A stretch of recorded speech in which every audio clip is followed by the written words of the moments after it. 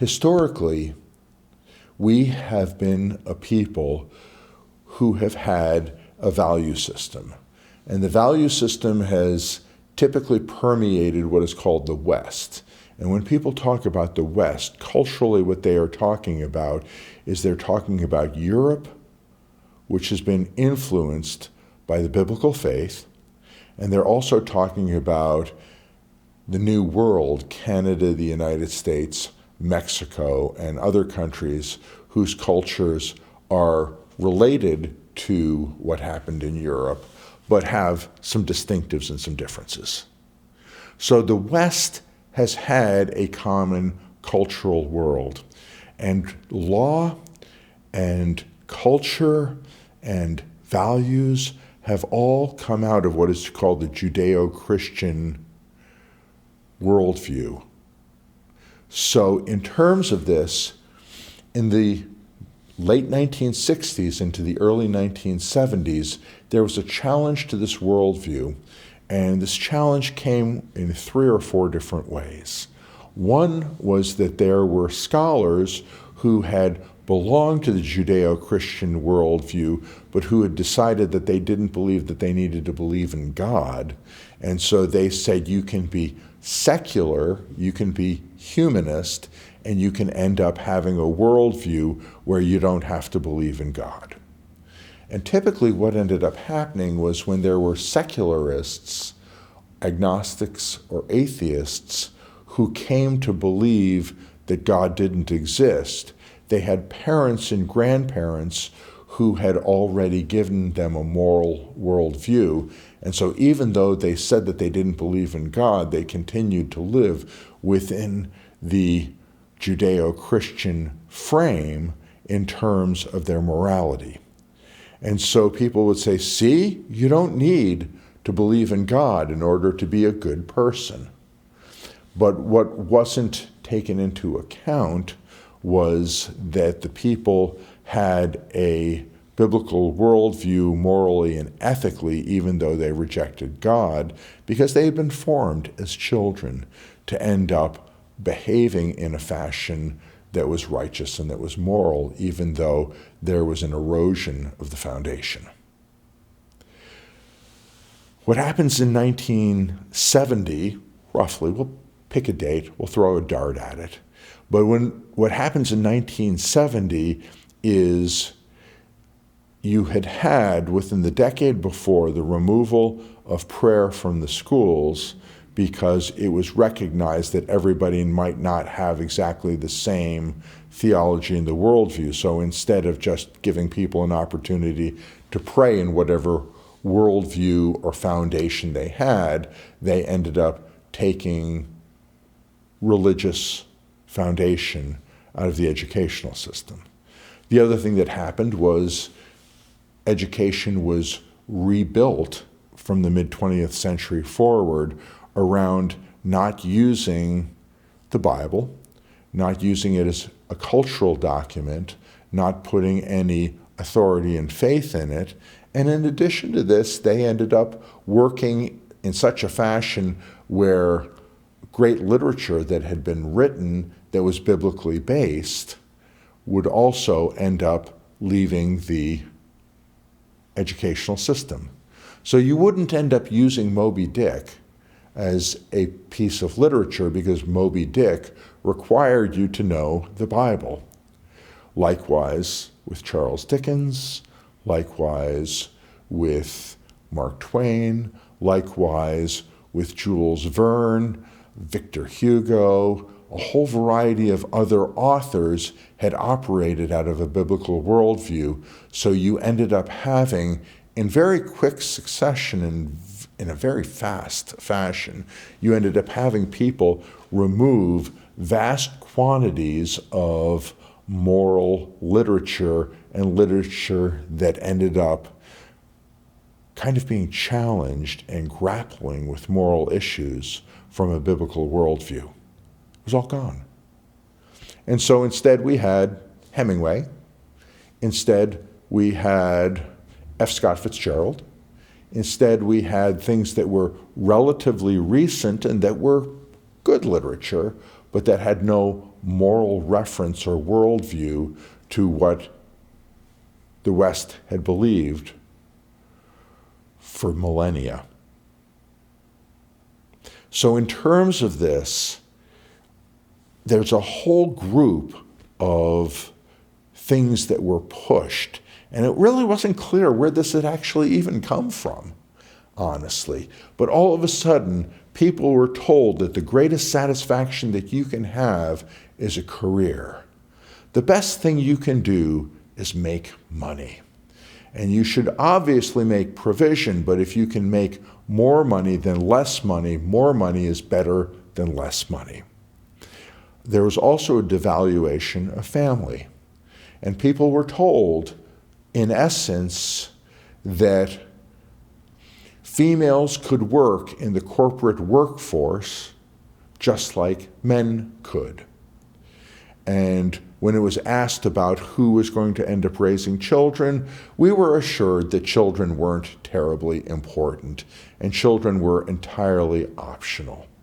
And many people who were social workers, who were psychiatrists, psychologists, and otherwise worked in the medical sphere in terms of helping people would end up telling us that it is quite okay for people to choose not to have children or to delay having children so that you could end up pursuing a career and making money and be involved corporately. And a lot of those who were raised and coming of age in the 70s and the 80s knew a hustle when they saw it. And so they didn't necessarily take this seriously, and we continued to have people who grew up, people who fell in love, people who ended up building stable families, people who ended up having children, but the pressure from that era was to have less and less children.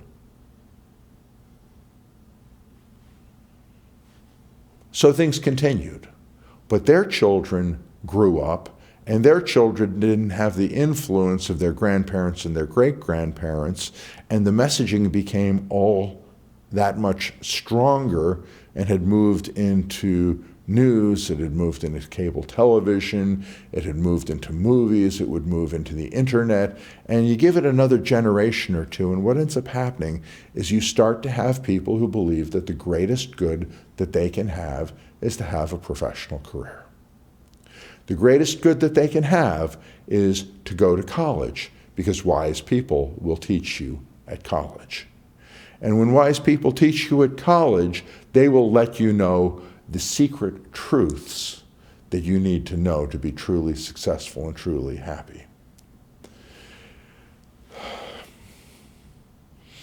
I suppose it's the opinion of an old man. But it's interesting that as people were seeking more and more to get more finances, as people were seeking more and more to end up having a more affluent lifestyle, as people were suppressing relationships and not seeking to build families, but what happened was the individual, male and female, ended up being the building block of society, where in the generations before, the building block of society had actually been families.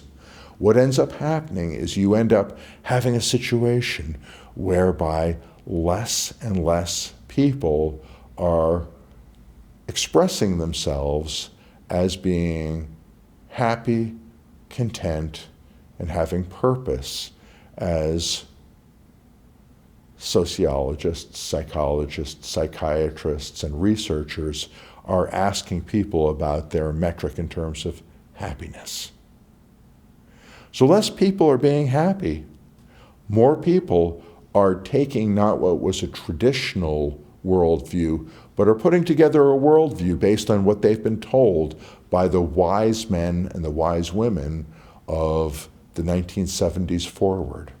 And they're living according to this, and they're in a position where they discover things. And what they discover is that having lots of money doesn't ultimately do anything except feed an addiction for you to have more and more. They discover that not having relationships in their life, but having a bank account and having vacations doesn't necessarily create a life that has long-term purpose.